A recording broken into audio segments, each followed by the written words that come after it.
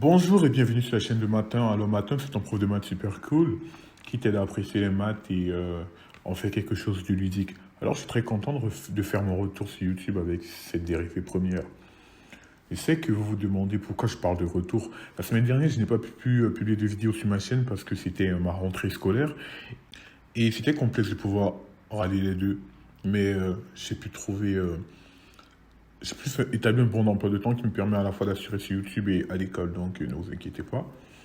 Donc, sans plus tarder, on va entrer dans le vif du sujet. Dérivée première. Je vais commencer par un rappel de cours. Le rappel de cours, c'est un tableau qui présente les fonctions usuelles, les dérivées de ces fonctions et l'intervalle de définition. On va prendre un exemple. F de x est égal à c. On sait que c, c'est une constante, donc on aurait pu remplacer c par 0, 1, 2, 3, 1 milliard, tout ce que vous voulez. C, c'est une constante, donc c'est un nombre ou c'est un chiffre. Et on sait que la dérivée des nombres, c'est 0. Donc c'est pour ça que f' de x est égal à 0. Cependant, f de x est égal à x, entraîne que f' de x est égal à 1. Ok, aussi pour rappel, f' de x, c'est la dérivée de f de x.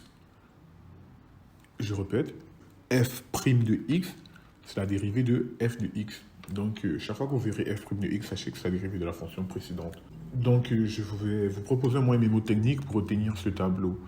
La seule ligne qu'il faut impérativement connaître, c'est la ligne f de x est égal à x puissance n. Donc, f' de x est égal à n, x puissance n moins 1. C'est défini sur l'intervalle R. Donc, pourquoi c'est seulement cette ligne qu'il faut retenir? Parce que on peut écrire le reste des lignes sous la forme x puissance n. Prenons l'exemple de f de x est égal à x, x est égal à x puissance 1. F de x est égal à 1 sur x est égal à x puissance moins 1, parce qu'on sait que 1 sur x est égal à x puissance moins 1. Racine de x est égal à x puissance 1 et demi. Donc, comme vous pouvez le voir, on peut ramener toutes ces fonctions à la forme x puissance n. Comme vous pouvez le voir à droite, on applique la formule et normalement, il n'y a pas de problème pour trouver le résultat. Donc, ce cercle, appelé cercle trigonométrique, nous permettra de retenir les dérivées des cosinus et des sinus. En ce qui concerne la tangente, je ferai une vidéo où je parlerai des dérivées premières, où je parlerai des tangentes de x, logarithme de x et des exponentielles de x. Donc, ne vous inquiétez pas, tout est sous contrôle. Donc, comment ça marche, ce cercle magique? En fait, il y a un jeu de pivot à 90 degrés. Par exemple, la dérivée de sinus de x, c'est cosinus de x. La dérivée de cosinus de x, c'est moins sinus de x. La dérivée de moins sinus de x, c'est moins cosinus de x. Donc, il y a ce jeu de pivot à chaque fois. Et une fois que vous retenez ça, vous faites juste ce jeu de pivot. Dans un troisième temps, rappel le cours, j'ai expliqué comment ça fonctionne. Je vais commencer par u puissance n, tout en mentionnant que u, c'est une fonction. U, c'est une fonction à part entière. Et du coup, comment f de x est égal à u puissance n, comment on dérive ça? Ça fait n fois u prime fois u puissance n moins 1. Je vous laisse appuyer sur pause pour jeter un coup d'œil au tableau et je vous montrerai plus tard comment on peut s'en servir. Donc, c'est maintenant, on ne fait pas plus tard, c'est maintenant, je vous montre. Donc, je vais faire 3 exemples. Là, j'ai commencé par le cas classique. 2x carré moins 3x plus 4. Donc, comme vous l'avez vu plus haut, la dérivée ne change rien à l'addition. Donc, par exemple, comment dire u plus v, la dérivée de u plus v est égale à u' plus v'. Donc, jusqu'à là, tout est bien, tout est nickel. Donc, en gros, c'est qu'on a 2x carré moins 3x plus 4. C'est qu'on fait ce qu'on dérive 2x carré moins la dérivée de 3x plus la dérivée de 4. Donc, on sait que la dérivée de x carré, c'est 4x. Vous verrez le détail dans le tableau blanc, là. Et la dérivée de 3x, de moins 3x, c'est 3, et moins 3, du coup. Et la dérivée de 4, c'est 0. Ce qui fait qu'on obtient 4x moins 3. Donc, la dérivée de 2x carré moins 3x plus 4 est égale à 4x moins 3. On enchaîne. Là, on va sur un exemple qui fait un peu peur, mais ne vous inquiétez pas, tout va bien se passer. La dérivée de U sur V est égale à U' fois V moins V' fois U divisé par V au carré. Donc, c'est clairement ce que j'ai fait. U', c'est moins sinus de X plus moins 0 parce que la dérivée de 1 c'est 0 du coup. Donc ça fait moins sinus de X multiplié par cosinus de X plus 2. Et dans la prochaine étape, on dérive cosinus de X plus 2, on multiplie par cosinus de X moins 1. Donc ça fait moins sinus de X facteur de cosinus de X moins 1. Du coup, on développe et on obtient d'un côté moins cosinus de X fois sinus de X moins 2 sinus de X plus cosinus de X fois sinus de X. Donc ces deux termes peuvent disparaître et là on a moins 2 sinus de X moins sinus de X, ça fait moins 3 sinus de X divisé par cosinus de X plus 2, le tout au carré. Donc jusqu'à là tout va bien. Là on va voir un autre exemple.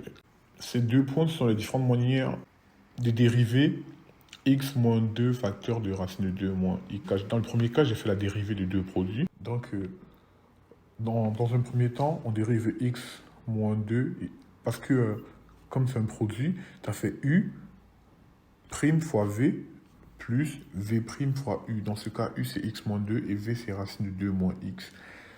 Donc, dans la première étape, on dérive u, ça fait 1, parce que dérive de x moins 2, ça fait 1. Et on multiplie par racine de 2 moins x. Dans la deuxième étape, on dérive 2 moins x et on multiplie par x moins 2. On dérive de racine de 2 moins x et on multiplie par x moins 2. Et la dérivée de 2 moins x, c'est moins 1 sur 2 racine 1 sur 2 racine de 2 moins x. Jusqu'à là, tout est correct. Ensuite, on inverse, on voit que l'expression x moins 2 ressemble assez à 2 moins x. Du coup, qu'est-ce qu'on fait? On inverse, on sait que la seule différence, c'est qu'il faut inverser 2 moins x. Et maintenant, comment on fait pour inverser? Il faut multiplier par moins 1, du coup. Le moins 1, il est juste là, on le met hors de la parenthèse, du coup. Du coup, c'est comme si on avait multiplié par moins 1, parce que si on fait entre le moins 1, ça fait x moins 2, et du coup, ça revient au même. Du coup, on isole le moins, là, et ça fait 2 moins x à l'intérieur de la parenthèse. Je ne sais pas si je me suis fait comprendre, mais en vrai, si vous essayez, ça ne sera pas, vous comprendra en fait, si vous essayez. Vu comme ça allait être difficile, mais c'est tellement pas difficile. Maintenant, là, on a quoi? On a 2 moins x. On sait que 2 moins x est égal à 2 moins x puissance 1. Et en bas, on a quoi? On a 2 moins x. Donc, ça fait quoi? Ça fait 2 moins x divisé par racine de 2 moins x. Du coup, on essaie de simplifier ça. Ça fait racine de 2 moins x. Donc, vraiment, si vous essayez, ça ne sera pas compliqué du tout. Ça fait 3 demi de racine de 2 moins x. Et en bas, on essaie de faire... on a fait une autre technique. En fait, ce que je fais jusqu'à là, ce que je fais là, c'est juste de démontrer que x moins 2, racine de 2 moins x est égal à moins facteur de 2 moins x puissance 3 demi. Donc, si vous suivez, vous allez voir qu'il n'y a rien de compliqué. Et... ça revient à quoi? Ça veut dire que si on dérive ça, on peut appliquer la technique U, la méthode U puissance n. Et franchement, c'est mieux que vous essayez en même temps sur votre copie, là, vous comprendrez mieux. J'ai peur de me perdre, de vous perdre, vous, si je donne trop d'explications. Donc, vous pouvez constater que ça donne la même chose, vu que je vous ai dit que 2 moins x puissance 1 demi, c'est pareil que racine de 2 moins x. Donc, on a 3 demi en bas, on a 2 moins x puissance 1 demi en haut et en bas. Donc j'espère que c'est assez clair. C'est bien pour ça que je passe à une partie exercice. Donc en gros, vous devez dériver ces 4 fonctions autant pour moi et je vais vous mettre le résultat tout de suite, mais avant, appuyez sur pause. Hein. En plus, rajoutez le petit like. N'oubliez pas de vous abonner. J'espère que vous avez aimé la vidéo. Si vous avez des suggestions de vidéos pour moi, n'hésitez pas à mettre en commentaire. Ça fait toujours plaisir de lire vos commentaires et de savoir que vous êtes là. Donc, voici le résultat du coup. Et j'espère que vous avez eu juste. Et je vous souhaite très bonne année scolaire. Je vous souhaite que du bonheur, que de la réussite. Je vous dis à la prochaine et pour une prochaine vidéo, quoi.